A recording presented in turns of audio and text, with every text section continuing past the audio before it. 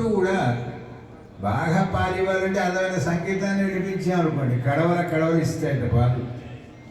వేతి గాన రసపణి చూస్తేనే భయపడిపోయేటువంటి సర్పం కూడా అది సంగీతానికి లొంగిపోతుంది.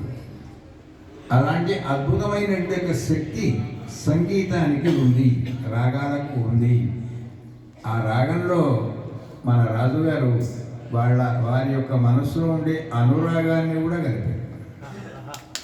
ఆ రాగానికి అక్కడి నుంచి వస్తే అనురాగం, ఇక్కడి నుంచి వస్తే ఈ రెండు కలిపితే అయ్యప్ప స్వామి ఆయన అనురాగ రాగాన్ని సరాగాలుగా స్వీకరిస్తాడు ఆయన. దాని తర్వాత లోకానికి ఏమిస్తాడట ఆయన అంటే ఆయన ఎప్పుడు ఆనందపడతాడు. ఆ రాగాలు అనురాగాన్ని సరాగాన్ని స్వీకరించి మనందరికీ కూడా భాగ్యానురాగాన్ని ప్రసాదిస్తాడు. అది మన భాగ్యం. భగవంతుని గురించి పాడడమే ఒక భాగ్యం. అలాంటిది వారు శారీరక శ్రమకు ఓర్చి శివార్పణంగా ఒక 24 గంటలు చేద్దాం సేవ. ప్రపంచంలో పోతే ఏ వస్తువులు ఉపయోగించినా ఉపయోగించకుండా పర్వాలేదండి, దొరకనివి వాడాలి భగవంతుని కోసం.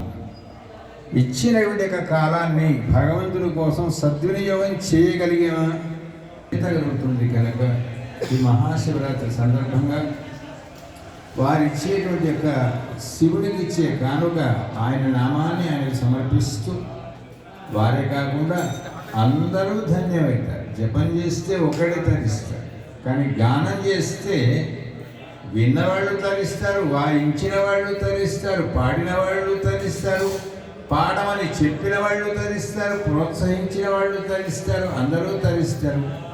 అలాంటి అందరికీ కూడా ఒక తరించేటువంటి అద్భుత మార్గాన్ని అందిస్తున్నటువంటి రాజుగారికి, మళ్ళీ రాజుగారు అంటే ఇది పెట్టారు వాళ్ళ తల్లిదండ్రుల పేరు. 3 రాజులు ఉండేవాళ్ళు ఇంతవరకు. త్యాగరాజు అంటే కీర్తనలు రాసిన మహనీయుడు. తర్వాత గోపరాజు అంటే ఎవరు అంటే రామదాసు. దాని తర్వాత పోతరాజు అంటే భాగవతాన్ని రచించినటువంటి యొక్క పోతన మహత్వమైన ఒక రాజు.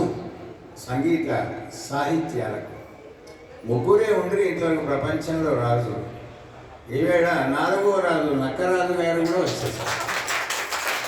కనుక భగవంతుని యొక్క అనుగ్రహం ఎప్పటికీ వారికి, వారి బృందానికి, వారి ప్రోత్సాహులకు, వారిని ప్రేరేపించినటువంటి యొక్క మహనీయులందరికీ కూడా ఉండి పరిపూర్ణమైన ఆయు, ఆరోగ్య, ఐశ్వర్యాలు ఉండాల్సిందిగా ప్రార్థిస్తూ భగవంతుని మరొకసారి వేడుకుంటూ జై శ్రీమన్నారాయణ. హరి ఓం.